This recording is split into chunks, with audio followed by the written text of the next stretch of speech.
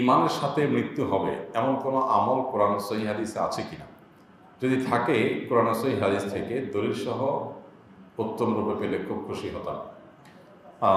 দেখুন, আল্লাহ রাব্বুল আলামিন কোরআনে হাকিমে বলেছেন, ইন্নাল্লাযীনা ক্বালু রাব্বুনাল্লাহ সুম্মা ইসতাকামু তাতানাজ্জালু আলাইহিমুল মালায়েকা আল্লা তাখাফু ওয়া লা তাহজানু ওয়া আবশিরু বিল জান্নাতিল্লাতী কুনতুম তুআদুন। এই আয়াত থেকে বোঝা যায় যারা আল্লাহকে রব হিসেবে স্বীকৃতি দিয়েছেন, সাক্ষ্য দিয়েছেন, এরপর তিনি সঠিক পথে অবিচল থেকেছেন, অটল থেকেছেন, হালাল হারাম মেনটেন করেছেন, আল্লাহর আদেশগুলো মেনে চলেছেন এবং তাকওয়ার পরে তিনি অবিচল থাকার চেষ্টা করেছেন সারা জীবন, এই লোকগুলোকে আল্লাহ তাআলা তাদের মৃত্যুর সময় ফেরেশতাদের দিয়ে সুসংবাদ দেন। ফেরেশতারা এসে তাদেরকে বলে যে আল্লাহ তাখাফু, আপনাদের কোনো দুশ্চিন্তার কারণ নাই, ওয়ালা তাহজানু, কোনো টেনশনের কারণ নাই, ওয়া আবশিরু বিল জান্নাহ, আপনারা জান্নাতের সুসংবাদ গ্রহণ করেন।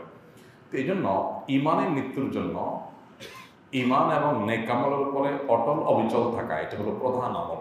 সবচেয়ে বড় করণীয় হলো যে আমরা নেক আমলের উপরে কন্টিনিউ টিকে থাকার চেষ্টা করব। এমন না রমজানে কোরআন পড়লাম, সারা বছর কোরআন ধরার খবর নাই, নামাজ একবার পড়লাম আবার পড়ার খবর নাই। ইমান এবং আমলের চর্চাটা যদি কেউ অব্যাহত রাখে, অটল অবিচল থাকে এবং সরল পথে থাকে, হেদায়েতের পথে থাকার চেষ্টা করে, আল্লাহ রাব্বুল আলামিন তাকে ইমানে মৃত্যুর তৌফিক নসিব করবে। এছাড়া নবী করিম সাল্লাল্লাহু আলাইহি সাল্লামের দোয়া রয়েছে, আল্লাহ তাআলার কাছে হুসনে খাতেমা তিনি চাইতেন, হুসনে খাতেমা।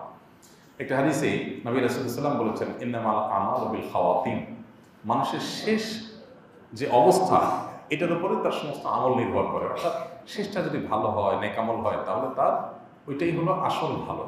তো এই জন্য নবী করিম সাল্লাল্লাহু আলাইহি ওয়াসাল্লাম আল্লাহর কাছে দোয়া করতেন, আল্লাহ যেন হুসনে খাতেমা দান করেন। আমরাও আল্লাহর কাছে দোয়া করব যে আল্লাহ আপনার কাছে আমরা হুসনে খাতেমা বা শেষ পরিণতি যেন ভালো, ইমানের সাথে যেন যেতে পারে, সেটা আমরা আল্লাহর কাছে তামান্না করব।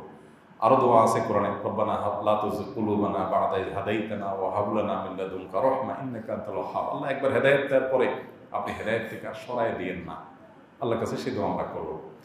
আর অনেক আমল আছে যেগুলো ইমানের মৃত্যুতে সহায়ক হয়।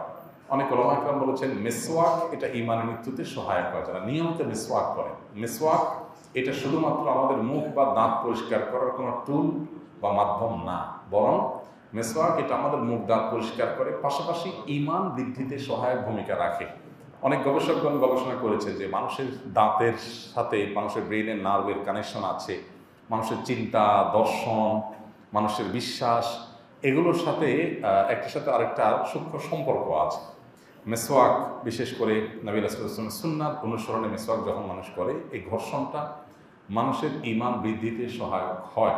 এই জন্য নবী করিম সাল্লাল্লাহু আলাইহি ওয়াসাল্লামকে দেখবেন বাসায় ঢোকার আগে মিসওয়াক করছেন, বিভিন্ন সময় মিসওয়াক করতেন, শুধু ওযুর সময় না। মিসওয়াকের এই আমলটা ঈমানি মৃত্যুর জন্য সহায়ক ভূমিকা পালন করে। নবী করিম সাল্লাল্লাহু আলাইহি ওয়াসাল্লামের জীবনের শেষ আমল ছিল মিসওয়াক। তিনি যখন জীবন সায়ান নেন, ঠিক মৃত্যুর আগ মুহূর্তে আম্মা জান আয়েশা রাদিয়াল্লাহু তাআলা আনহা কোলে সম্ভবত মাথায় রেখে তিনি শুয়ে আছেন খুব কষ্টে, মৃত্যুর ঠিক আগ মুহূর্তে, অসুস্থ। তো এই মুহূর্তে আব্দুর রহমান, যিনি আয়েশা রাদিয়াল্লাহু তাআলার ভাই, তিনি প্রবেশ করছিলেন নবী সাল্লাল্লাহু আলাইহি ওয়াসাল্লামের গৃহে। তার হাতে মিসওয়াক ছিল। নবী সাল্লাল্লাহু আলাইহি ওয়াসাল্লাম সেটা দেখে মুখে বলতে পারছেন না, বাকশক্তি তখন দুর্বল হয়ে গেছে।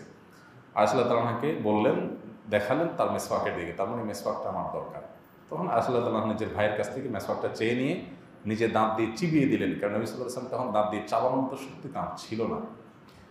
তো দাঁত দিয়ে চাবিয়ে দেওয়ার পর নবী রাসূলুল্লাহ সাল্লাল্লাহু আলাইহি ওয়াসাল্লাম সেটি মিসওয়াক ঘর্ষণ করলেন, করতে করতে এরপরে তিনি একটা পর্যায়ে কিছুক্ষণ পরেই দুনিয়া থেকে চলে গেলেন। তো এই যে এই সময়তে মিসওয়াক করার কোনো বিশেষ প্রয়োজনীয়তা ছিল না, কারণ এখন উযু করতেছেন না, নামাজ পড়তেছেন না, শুয়ে আছেন, অসুস্থ, এই অবস্থায় তিনি মিসওয়াক করছেন। তো এখান থেকে বোঝা যায় যে জীবনের শেষ মুহূর্তটা ভালোভাবে যাওয়ার জন্য, ঈমানের সাথে যাওয়ার জন্য মিসওয়াকের ভূমিকা আছে। অনেক ওলামা কেরাম সেজন্য বিভিন্ন সময় মিসওয়াক করার জন্য বলেন। আমরা মিসওয়াক আজকাল করি না। আপনি তৈলাক্ত খাবার খাচ্ছেন, চকলেট জাতীয় জিনিস খাচ্ছেন, সেজন্য আপনি ব্রাশ করেন, কিন্তু মিসওয়াকটা এটা আলাদা একটা আমল হিসাবে নিয়মিত আমাদের সাথে থাকা উচিত এবং করা উচিত আমাদের। আল্লাহ তাআলা আমাদেরকে আমলের তৌফিক দান করুন। তার অনেক আমল আছে যে আমলগুলো ঈমানের মৃত্যুতে আমাদেরকে সহায়ক ভূমিকা রাখবে এবং ঈমানের মৃত্যুতে আমাদেরকে সাহায্য করবে। দোয়াও করবো আল্লাহ তাআলার কাছে, সেই সাথে নেক আমলের উপর অটলও থাকবো, আর অন্য আমলগুলো করবো, মিসওয়াক ইত্যাদি করবো ইনশাআল্লাহ। আস-সুন্নাহ ফাউন্ডেশন, উম্মার স্বার্থে সুন্নাহর সাথে।